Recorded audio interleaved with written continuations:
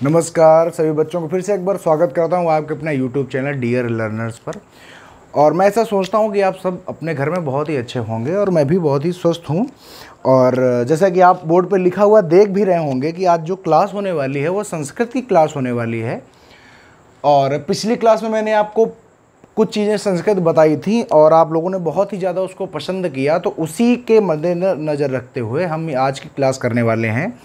और पिछली क्लास में हम आपको पढ़ाते वक्त मैंने कहा था मैं संस्कृत साहित्य का थोड़ा सा इतिहास बताने की कोशिश कर रहा हूँ और मैं वही इतिहास बताऊँगा जो कि एग्ज़ाम में पूछा जाता है। और बाकी का जो इतिहास है वो मैं नहीं बता रहा हूँ, इसलिए नहीं बता रहा हूँ क्योंकि वो अननेसेसरी है और ज़्यादा बर्डन बढ़ाने का कोई मतलब नहीं है।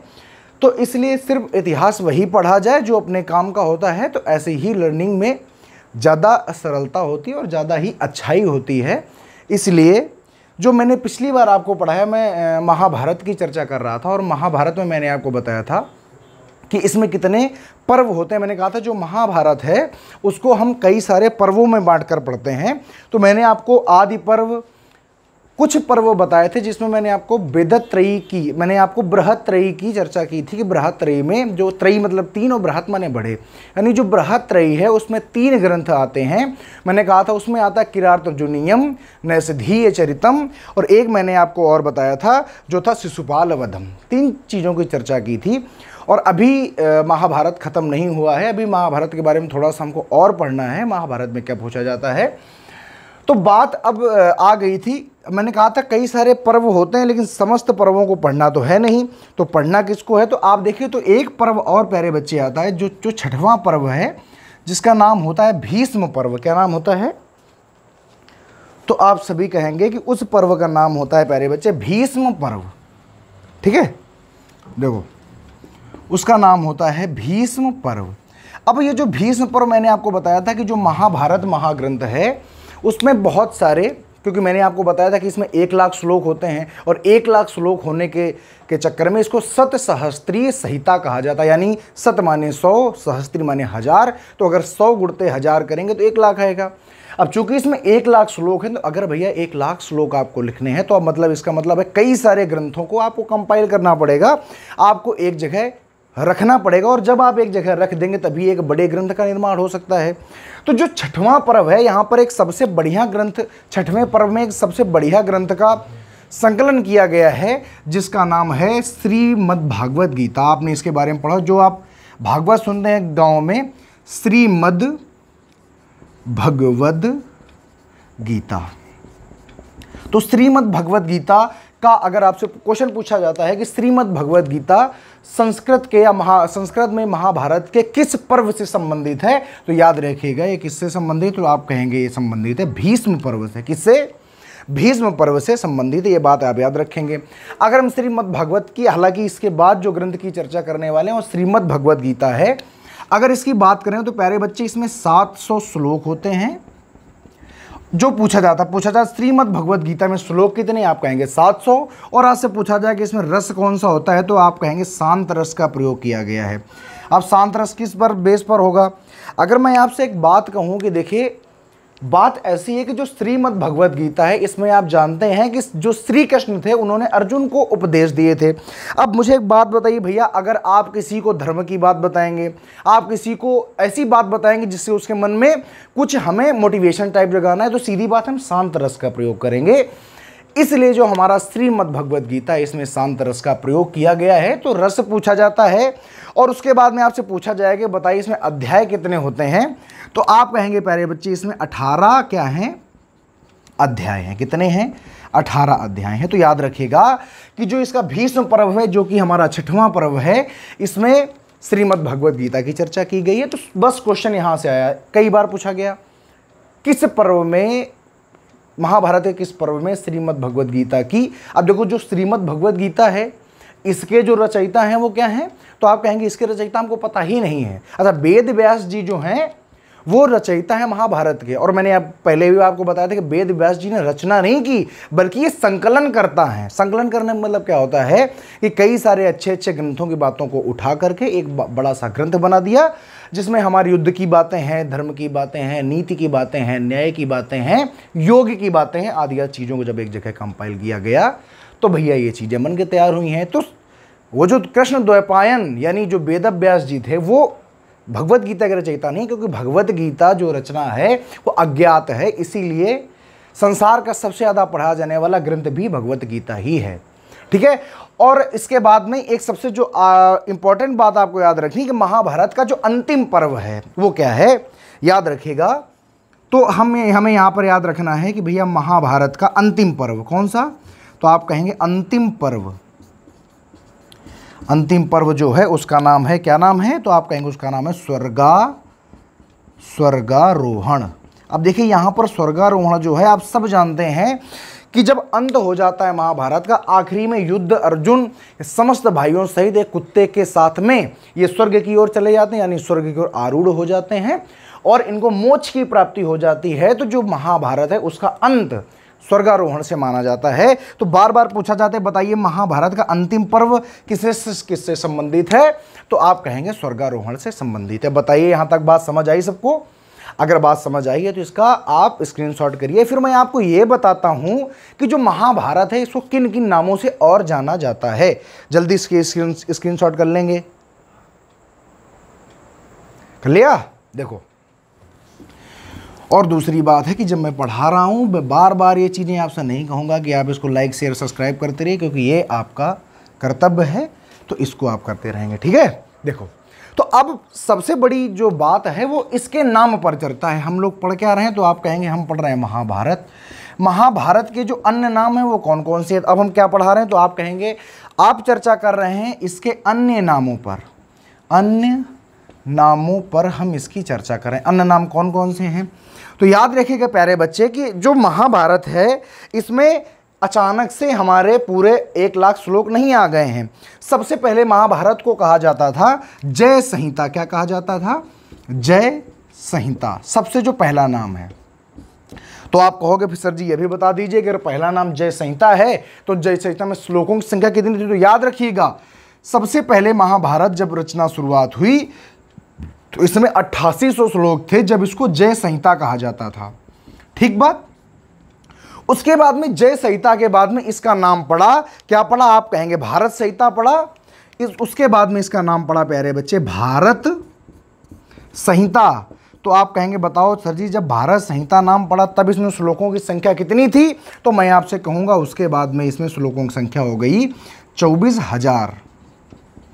और उसके बाद में जब सबसे लास्ट में जब आखिरी जब इसके 1 लाख श्लोक हो गए तब इसका नाम पड़ गया महाभारत संहिता। क्या पड़ गया? तो आप कहेंगे पड़ गया महाभारत संहिता। और जब इसका नाम महाभारत संहिता पड़ा तब इसके श्लोकों की संख्या प्यारे बच्चे 1 लाख हो गई थी। अब आप कहेंगे सर जी इसके श्लोकों की संख्या बढ़ती क्यों जा रही है?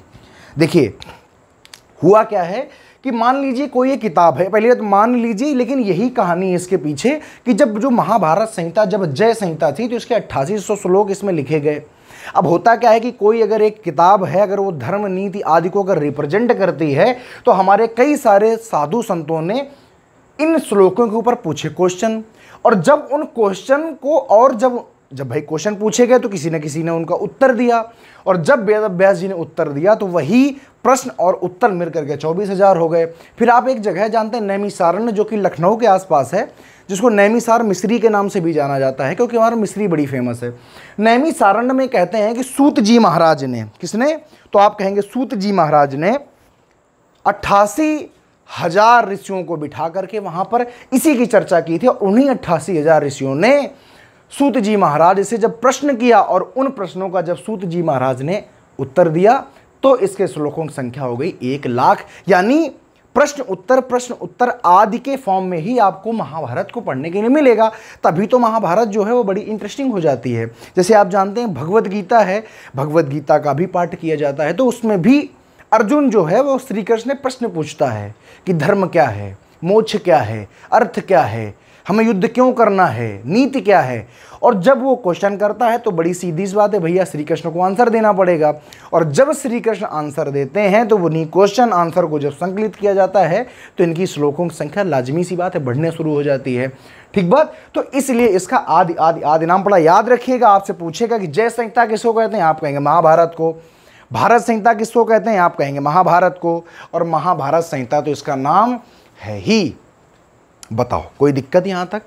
तो आप कहेंगे सर जी यहाँ तक कोई समस्या नहीं हो। याद रखिएगा, महाभारत एक बहुत बड़ा मुद्दा है इसके इतिहास में। ठीक बात। अब जो हम अगली बात करने वाले हैं, स्क्रीनशॉट एक बार करें, उसके बाद हम अगली बात आपको बताएं। जल्दी से एक बार स्क्रीनशॉट कर लें। कर लिया? देखो, तो इसके इतिहास को पढ़ते समय हमें कुछ ग्रंथों का खास ध्यान रखना है। अगर हमने उनका ध्यान नहीं रखा तो फिर गड़बड़ हो जानी है बात। ठीक है। तो जो अगला जो प्यारे बच्चे जो ग्रंथ आएगा उसका नाम है, क्या नाम है? तो आप कहेंगे नाम है श्रीमद् भगवद गीता। भगवद गीता। ठीक। अब देखो, जैसा कि मैं अभी अभी आपको बता भी चुका हूं, लेकिन फिर से एक बार समझ लीजिए कि श्रीमद् भगवद गीता संसार का सबसे ज़्यादा पढ़ा जाने वाला ग्रंथ है, पहली बात। और दूसरी बात है, श्रीमद् भगवद गीता का ट्रांसलेशन या आप कहेंगे अनुवाद सर्वाधिक भाषाओं में हो चुका है। इसका अनुवाद होना हमारे मुगल काल से ही शुरू हो गया था। या आप कह सकते हैं कि जब हमारे यहाँ मुगल आए, जब हमारे यहाँ दिल्ली सल्तनत आया, जब हमारे यहाँ मुगलों का शासन रहा, तब इसका कई बार अनुवाद हमारे अकबर ने भी करवाया, जहांगीर ने भी करवाया, शाहजहां ने, बहुत सारे लोगों ने इसका अनुवाद करवाया है। तो यानी इसके अनुवाद करने की, यानी इसको पढ़ने की जो चेष्टा रही है वो प्राचीन काल से ही रही है। ठीक बात। तो हम सबसे पहले इसको जान लेते। अभी अभी मैंने आपको बताया है कि जो श्रीमद् भगवद गीता है इसमें श्लोक कितने हैं, तो आप कहेंगे सर जी इसमें 700 श्लोक हैं। पूछा जाएगा बताइए भैया इसका रस कौन सा है, तो आप कहेंगे इसमें रस है शांत रस। अगर पूछा जाए बताइए इसमें अध्याय कितने हैं, तो आप कहेंगे सर जी इसमें अध्याय हैं 18। कितने हैं? 18। अब 18 के 18 अध्याय आपको नहीं जानने हैं, लेकिन कुछ अध्याय आपको पता भी होने चाहिए कि इस अध्याय में क्या है, या क्या ये इसी का अध्याय है या नहीं है। ठीक बात। तो हम इसके कुछ अध्याय की बात करते हैं जो आपसे बार बार पूछे गए हैं। तो जो पहला अध्याय, सबसे पहले तो हमका पहला अध्याय पता होना चाहिए। जो पहला अध्याय है वो है अर्जुन विषाद योग। क्या है? अर्जुन विषाद योग। यानी अर्जुन, अब देखो महाभारत की शुरुआत यहीं से तो होती है। महाभारत की शुरुआत क्या होती है कि अर्जुन जो होता है वो युद्ध के मैदान पे खड़ा है, और जैसे ही वो अपने बंधु बांधवों यानी अपने ताऊ को देखता है, अपने भीष्म पितामह को देखता है, कृपाचार्य, द्रोणाचार्य आदि जैसे ही लोगों को देखता है, तो वो कहता है कि हमारे गुरु हैं, माता पिता, बंधु बांधव हैं, और हम इन पे बाण नहीं चलाएंगे। यानी वो दुखी है। और जब दुखी है तो बताओ पहला चैप्टर कौन सा लगेगा? अर्जुन विषाद योग।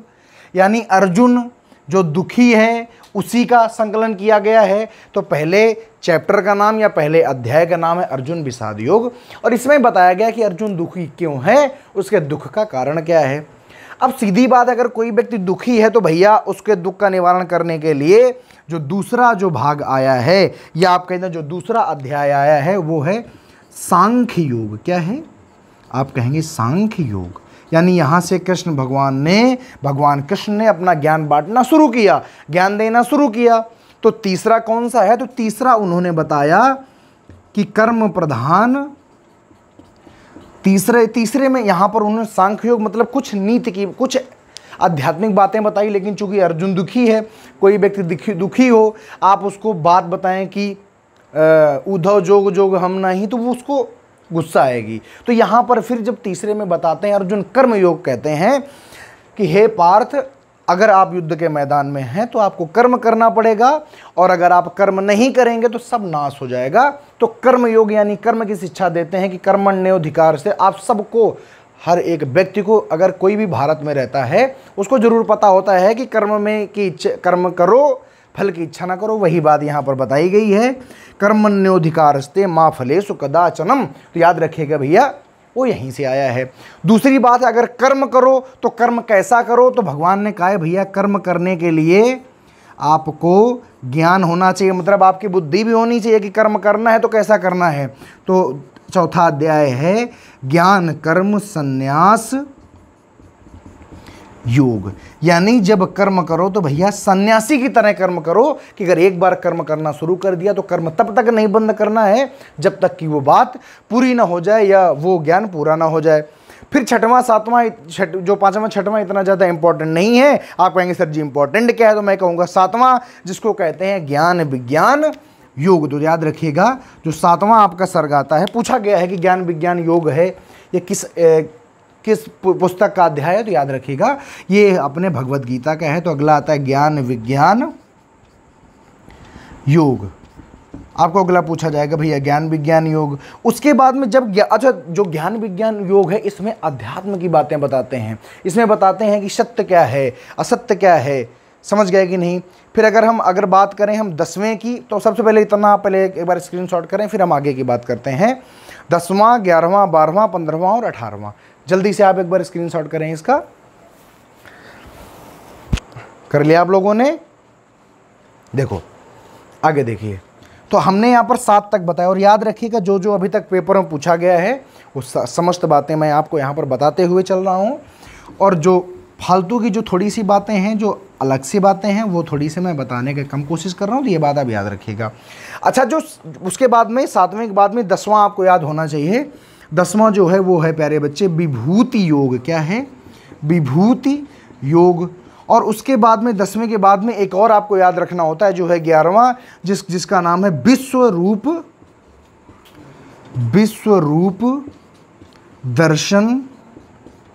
विश्वरूप दर्शन योग। ये भी याद रखिएगा भैया कि विश्वरूप दर्शन योग जो है वो भी इसका 11वां बहुत पूछा जाता है। उसके बाद में 12वां और 15वां। तो जो 12वां है वो है भक्ति योग। क्या है? इसमें बताया गया है कि अर्जुन पूछता है कि हे प्रभु आपकी भक्ति कैसे की जाए, हम आपको कैसे पा सकते हैं। तो इसमें बताया गया है, भक्ति योग में बताया गया है कि एक भक्त को भक्ति कैसे करनी चाहिए। और उसके बाद में 15वें में जो सबसे बढ़िया है वो होता है पुरुषोत्तम योग। और फिर आपको 18वां नंबर याद रखना है जो कि क्या है, तो आप कहेंगे जो है मोक्ष संन्यास योग। क्योंकि सबसे जीवन प्राप्ति का लक्ष्य किसको बताया गया है, तो आप कहेंगे सर जी मोक्ष को बताया गया है, तो मोक्ष संन्यास योग। ठीक, तो आप यहाँ पर देखें कि हम 7 तक बताए, 7 के बाद मैंने 10वां बताया विभूति योग, फिर 11वां है विश्व दर्शन योग, 12वां है भक्ति योग, 15वां है आपका पुरुषोत्तम योग, और 18वां है मोक्ष संन्यास योग। आप कहेंगे बीच वाले आपने क्यों नहीं बताए? बीच वाले मैंने इसलिए नहीं बताया क्योंकि वो पूछे बहुत कम जाते हैं। और दूसरी बात है, अब इनको बताने का मतलब समझो, ये सब एक एक बार पूछे जा चुके हैं कि विश्व रूप दर्शन योग किस ग्रंथ का एक अध्याय है, तो आप कहेंगे श्रीमद् भगवद गीता का। अब मुद्दा ये आता है कि एक बात बताइए कि सबसे जो बड़ा है वो कौन सा अध्याय है और सबसे छोटा है वो कौन सा अध्याय है। तो याद रखिएगा प्यारे बच्चे कि मोक्ष संन्यास योग जो 18वां जो अध्याय है ये भगवद गीता का सबसे बड़ा, क्या आप कहेंगे सबसे बड़ा अध्याय है। अब देखो ये सब बातें आपको रट के रखनी भैया, हमेशा याद रखिएगा। क्वेश्चन बनेगा कि सबसे बड़ा अध्याय कौन सा है भगवद गीता का, आप कहेंगे मोक्ष संन्यास योग, इसीलिए मैंने इसको लिखवाया है। तो फिर सबसे छोटा कौन सा है? अब देखो ये जो भक्ति योग पुरुषोत्तम योग है इसमें श्लोकों की संख्या लगभग 60 है और बराबर है, ठीक बात। तो यहाँ पर ये दोनों क्या हैं? ये दोनों सबसे छोटे हैं। सबसे छोटे हैं कौन से? तो आप कहेंगे कि भक्ति योग और पुरुषोत्तम योग। सर जी सही किसको करेंगे? अगर आपका जो पेपर में आ जाए, अगर भक्ति योग लिखा हो तो भक्ति योग सही कर दो, पुरुषोत्तम लिखा हो तो पुरुषोत्तम सही कर दो, अगर दोनों लिखा हो तो बोथ का ऑप्शन आएगा उसको सही कर देना है। बताओ बात समझ में आई कि नहीं समझ में आई है? अगर बात समझ में आई है तो भैया इसको फटाफट नोट कर लीजिए, उसके बाद मैं आगे की बात करना शुरू करता हूँ। याद रखिएगा कि इससे ज़्यादा कभी भी आपको भगवद गीता में ना तो आज तक पूछा गया है और प्यारे बच्चे ना ही आने वाले समय में पूछा जाएगा। तो ये आपको बहुत भली भांति याद रखना है, ठीक है। तो फटाफट इसको स्क्रीनशॉट करिए, फिर मैं आपको एक बहुत सी इंटरेस्टिंग चीज़ बताने वाला हूँ। कर लिया? चलो देखो आगे की जो बात है प्यारे बच्चे, तो एक क्वेश्चन आपसे पूछा जाएगा, हमेशा पूछा जाता है। आप ये बात बहुत अच्छी तरीके से जानते हैं। क्या जानते हैं? सुनिए जरा। देखो एक बात आप बहुत अच्छी तरीके से जानते हैं कि जब महाभारत का युद्ध हुआ तो उसमें श्री कृष्ण और 5 पांडव इन्वॉल्व थे, या मतलब उनका भाग था और कौरव की सेना थी। यहां पर आपसे बार बार एक क्वेश्चन पूछा गया है कि शंख परिचय क्या होता है। अब आप कहेंगे शंख क्या? अरे वही बजाने वाला शंख जो पोंपों बजाया जाता है, वही है शंख। अब बात रही शंख की, तो अब देखो इसमें क्वालिटी देखो, मतलब महाभारत का एक युद्ध लड़ा गया भैया, उसमें भी शंख की भी क्वालिटी थी। हर एक व्यक्ति के शंख का नाम अलग था। तो याद किसका करना है? कौरव तो 100 थे, कौरव का याद नहीं करना है। आप याद करो श्री कृष्ण का और 5 पांडव। 5 पांडव कौन? युधिष्ठिर, भीम, अर्जुन, नकुल और सहदेव और श्री कृष्ण स्वयं।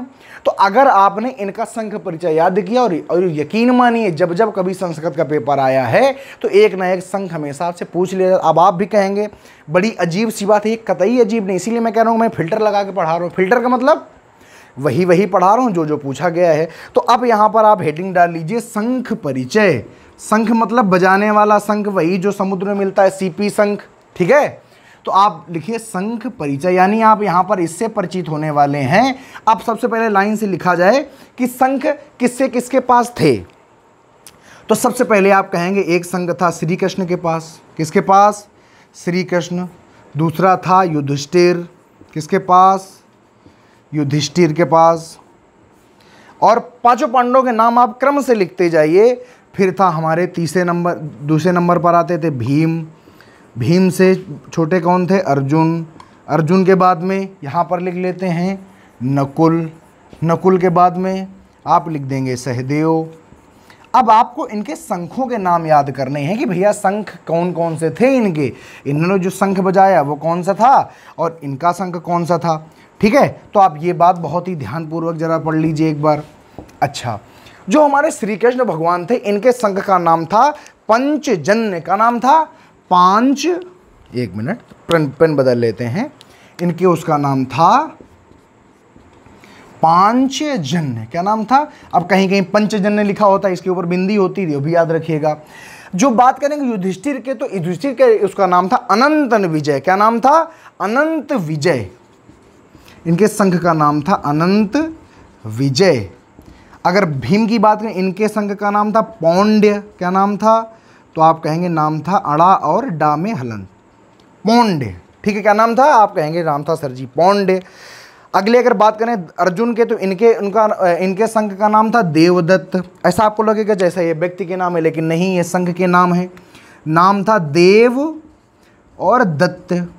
अगर बात करें हम नकुल के शंख का नाम था सुघोष, और इनके शंख का क्या नाम था? तो आप कहेंगे इनके शंख का नाम था सुघोष, और इनके शंख का नाम था मणिपुष्पक। क्या नाम था? मणिपुष्पक। मणिपुष्पक। आप देखो यहाँ पर मतलब ऐसी भी चीज़ें हमको संस्कृत भाषा में पढ़नी पड़ती हैं, और ये भी चीज़ें हमको भली भांति आनी चाहिए, क्योंकि अगर ये चीज़ें हमको नहीं आती तो मतलब गड़बड़ है। ये क्या है? ये हैं व्यक्तियों के नाम जिन्होंने शंख धारण किए थे। ये क्या है? उन शंखों के नाम हैं। यानी जो श्री कृष्ण के पास बजाने वाला शंख था तो उसका नाम था पंचजन्य। जो हमारे युधिष्ठिर के पास था उसका नाम था अनंत विजय। भीम के पास था उसका नाम था पौंड्य। अर्जुन के पास था उसका नाम था देवदत्त। जो हमारे पास नकुल के पास जो शंख था उसका नाम था सुघोष, और जो सहदेव के पास था उसका नाम था मणिपुष्पक। तो आप यहाँ पर इसका स्क्रीनशॉट करें और हमेशा याद रखिएगा, क्योंकि हर बार पेपर में एक न एक शंख का परिचय पूछा जाता है। अगर आपको आता है तो आपको नंबर मिलेगा, और अगर नहीं आता है तो आपको नंबर नहीं मिलेगा, इसलिए याद रखिएगा, ठीक है। बात जल्दी से स्क्रीनशॉट करें, फिर हम आपको आगे की बात बताते हैं, ठीक है। अच्छा, कर लिया? तो आपने कहा डन हो गया। अच्छा, ये सब कराते कराते कहीं आप लाइक शेयर सब्सक्राइब तो भूल तो नहीं गए हैं? तो भैया उसको करते रहिएगा, क्योंकि आप अगर उसको करते रहेंगे तो हम अपने एंड से आपको यूं ही पूरा जोर लगा करके, पूरा प्रयास करके आपको यूं ही पढ़ाते रहेंगे, ठीक। अच्छा, आपने बृहत्त्रयी तो पढ़ ली, तो लघुत्रयी भी होती है। मतलब बृहत्त्रयी अभी आपने पढ़ी थी ना, बृहत्त्रयी में कौन कौन? नैषधीय चरितम। कौन कौन से? तो आप कहेंगे सर जी नैषधीय चरितम उसमें था, और कौन था? आप कहेंगे कि उसमें था किरातोजुनियम था, और एक और था, ठीक। तो वैसे ही यहाँ पर अब हम पढ़ने वाले हैं प्यारे बच्चे लघुत्रयी। कौन सा पढ़ने वाले हैं? आप कहेंगे सर जी हम पढ़ेंगे लघुत्रयी, यानी इसमें भी त्रयी माने 3 और लघु माने छोटे वाले। यानी ऐसे ग्रंथ जिनको लघुत्रयी में रखा गया है वो तीनों के तीनों कालिदास के हैं। कौन कौन से हैं तो याद रखिएगा, है रघुवंशम। अगला कौन सा है आप कहेंगे मेघदूतम। अगला कौन सा है तो आप कहेंगे कुमार संभवम। ये हमारे 3 प्रकार के जो ग्रंथ हैं ये लघुत्रयी में आते हैं, रघुवंशम, कुमार संभवम और मेघदूतम। समझ गए कि नहीं समझ गए? तो ये याद रखिएगा। जैसे आपने उधर याद रखा है, क्या क्या याद रखा है तो आप कहेंगे बृहत्रयी में आता है किरार्तजुनीयम, नैषधीय चरितम और शिशुपाल बधम। वैसे यहाँ पर क्या क्या आता है तो आप याद रखिए कि यहाँ पर आता है कुमार संभवम, रघुवंशम और मेघदूतम। ये तीनों की तीनों कालिदास जी की रचनाएं हैं। अच्छा, तो इनसे पूछा क्या जाता है तो पूछा जाता है बताइए कुमार संभवम जो है उसमें कितने सर्ग हैं तो कुमार संग जो है इसमें 19 सर्ग हैं। कितने हैं तो आप कहेंगे 19 सर्ग हैं। पूछा जाएगा बार बार आपसे कुमार संभवम रचना में कितने सर्ग हैं, आप कहेंगे 17 हैं। सॉरी, कितने हैं तो आप कहेंगे सर जी इसमें 17 सर्ग हैं।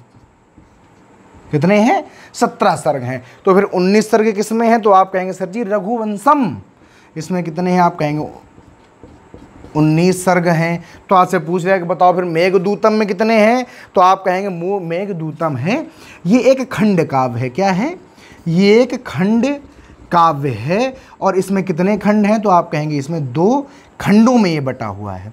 ठीक बात। तो कई बार लोग भ्रमित किस में हो जाते हैं, लोग सोचते हैं कि तीनों रचनाएं अगर कालिदास की हैं इसमें 19 होगा, 17 को तो इसमें 16 हो जाए। नहीं, ये एक खंड काव्य है और ये 2 खंडों में बटा होता है। ठीक है, बात समझ गए कि नहीं समझ गए? अगर और आपको समझना है तो याद रखिए कि कुमार जो संभवम है उसमें हिमालय, कुमार संभवम में हिमालय और कार्तिकेय, गणेश के भाई जो कार्तिक हैं उनकी चर्चा बहुत ज़्यादा की। आपसे पूछा जाए हिमालय की चर्चा लघुत्रयी में किसमें की जाती है तो आप कहेंगे कुमार संभवम में। आपसे पूछा जाए कार्तिकेय की चर्चा कहाँ की जाती है तो आप कहेंगे कि इसकी चर्चा की जाती है कुमार संभवम में। अच्छा, रघुवंश दूतम में है तो आप याद रखिएगा जो रघुवंश दूतम है यहाँ पर संगम, किसका संगम तो इलाहाबाद में जो त्रिवेणी संगम है उसका जिक्र आता है कि गंगा, यमुना और जो सरस्वती नदियां हैं, सरस्वती जो नदियां हैं इनका संगम कैसे होता है। ठीक है, तो यहाँ पर संगम है। और दूसरी बात है कि जो सूर्यवंशी राजा हुए, सूर्यवंशी मतलब भगवान राम के कुल के सूर्यवंशी राजाओं, जिसमें कि किसका जिक्र है तो आप कहेंगे महाराजा दिलीप का, महाराजा दिलीप का इसमें जिक्र आता है। तो बस इतना ही आपको याद रखना है।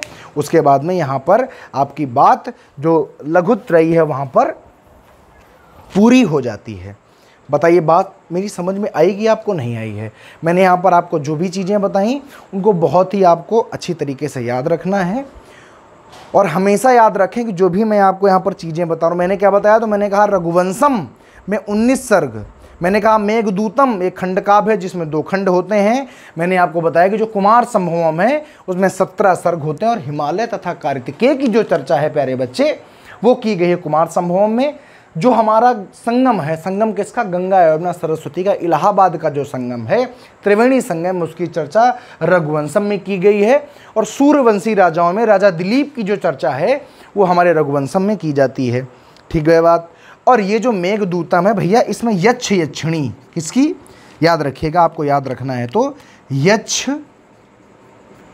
और यक्षिणी की चर्चा की जाती है इसमें। ये है हमारा मेघदूतम। ठीक है बात।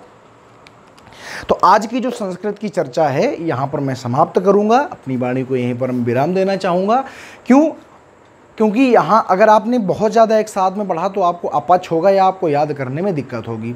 अगली क्लास में प्रयास रहेगा कि जो आपका हम व्याकरण जैसे त्रिमुनि हैं, हम त्रिमुनियों पर चर्चा करेंगे, कात्यायन, पतंजलि और हमारे महर्षि पाणिनि पर, क्योंकि इनसे संबंधित क्वेश्चन, बहुत सारे क्वेश्चन हमारे पेपर में बार बार पूछे जाते हैं जो कि हमें आने बहुत ही ज़रूरी हैं। आपने इसका स्क्रीनशॉट कर लिया होगा, नहीं किया तो एक बार मैं हट जाता हूँ, आप इसका स्क्रीनशॉट कर ले। और संस्कृत में जैसे मैं पढ़ा रहा हूँ, यहाँ से संस्कृत आप तैयार करना शुरू करें, संस्कृत की चर्चा आप यहाँ से सीखें, ठीक है। बाकी लाइक शेयर सब्सक्राइब आपको करना है, आप अपने एंड से पूरा प्यार दीजिए, हम अपने एंड से प्रयास करेंगे और दोनों मिलकर एक बहुत बड़ा जो आपकी सफलता का एक जो माइलस्टोन है, बहुत बड़ा जो मील का पत्थर है वो प्राप्त करने में आपका पूरा सहयोग करेंगे। अभी के लिए, तब तक के लिए धन्यवाद, नमस्कार।